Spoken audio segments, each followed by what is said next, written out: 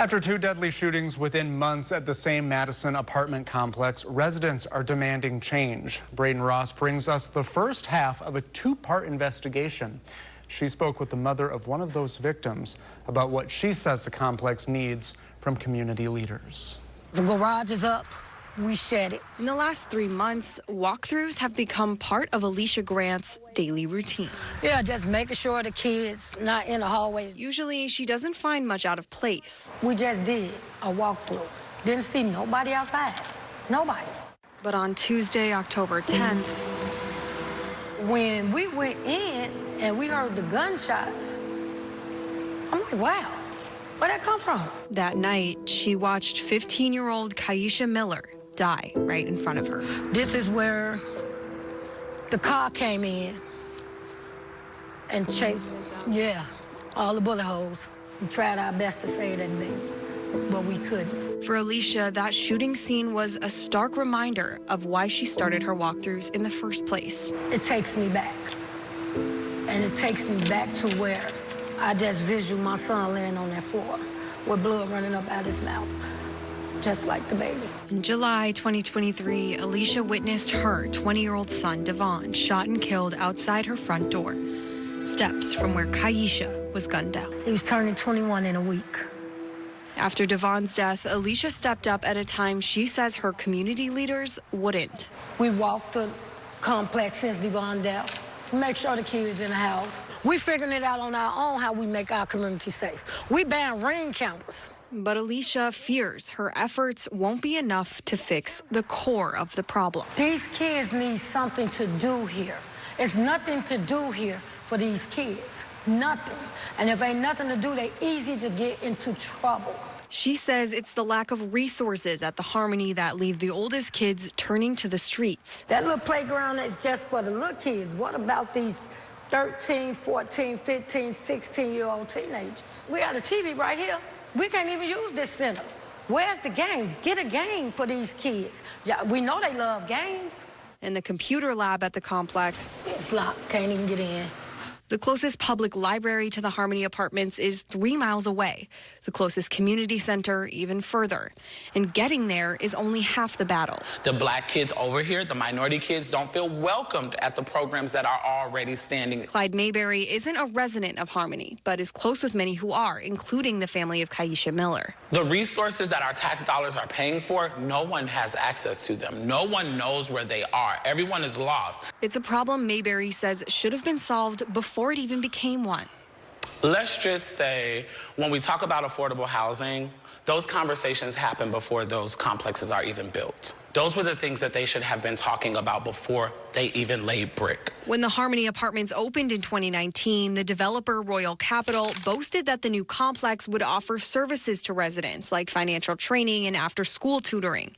But Alicia says in the 6 months she's lived there, she's never seen that happen. We have to start putting our money where our mouth is, and we have to start providing them what they need. Because if we don't, social media is going to raise them, and they're going to think it's appropriate that when you have a disagreement, that violence is the first answer. After Devon's death, Madison police assigned one of their community officers to visit the complex once a week. She's trying her best, too, to help us with whatever we need.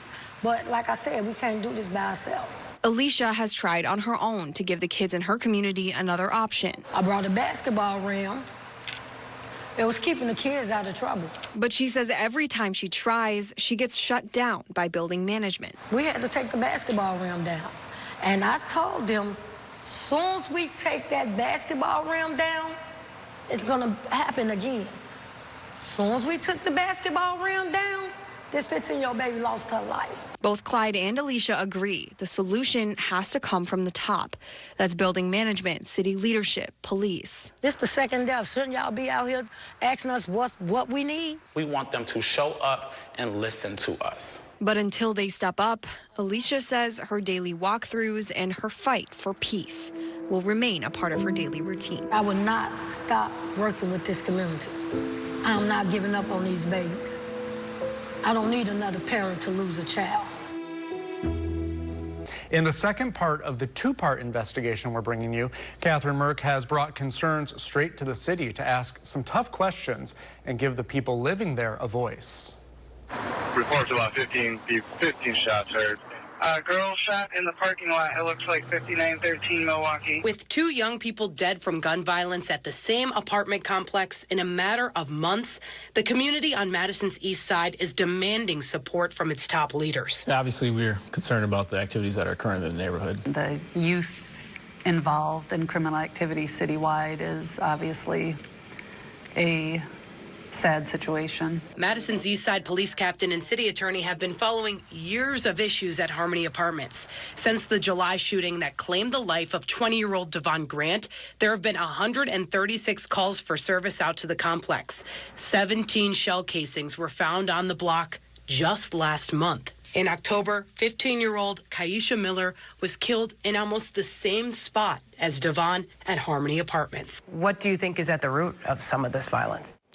I think some of it is some people don't have conflict resolution skills, and they resort to violence to solve some of the problems that they're experiencing in their area. After the most recent shooting, the city attorney sent a letter to the complex outlining a list of improvements to combat the violence. One thing was to terminate their property manager. The city says that's been done. But the rest of the lengthy list, which includes adding cameras, lights, and space for the teenagers, will take a lot of work to fix these problems. It seems like with all the other things that we're bringing up, there's an infrastructure issue with this location. It seems like a really big hill to climb for this area. How do you feel about that? We have to find a way to change what's going on there. So if those are the hills that we have to climb, then that's what we're going to try to do. I think having programming and services on site will be helpful.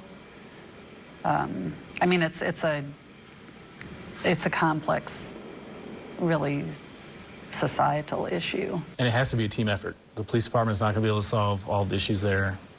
The city attorney's office is not going to be able to solve all the issues there. The Harmony and the property manager and the ownership group aren't going to be able to solve all the issues alone either. So we're all going to have to work together to fix the problems that we see occurring there. As we're talking right now, there seems like no concrete measure yet.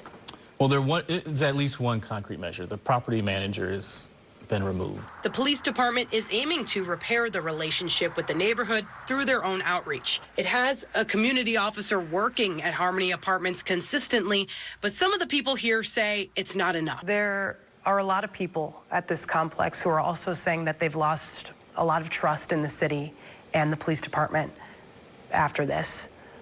What would you say are the ways that you all are trying to improve that? There's a lot that goes on behind the scenes that I think people just are not aware of. And I think people probably aren't aware that, you know, we communicate regularly, weekly about these complexes and, you know, communicate not just with each other, but with other agencies. We don't want to see the gun violence that's happening in that area. We've tried to increase, well, prior to the last incident, we had officers doing proactive work in that area. And then post the last event, we've had an increased presence there. Reports about 15 shots heard. As the Harmony community on Madison's east side aims to move past these painful months, these leaders are turning to the rest of the city to help with the solution. I don't think it's helpful to have a us versus them kind of attitude. It would be nice to have the neighborhoods be part of that solution as well.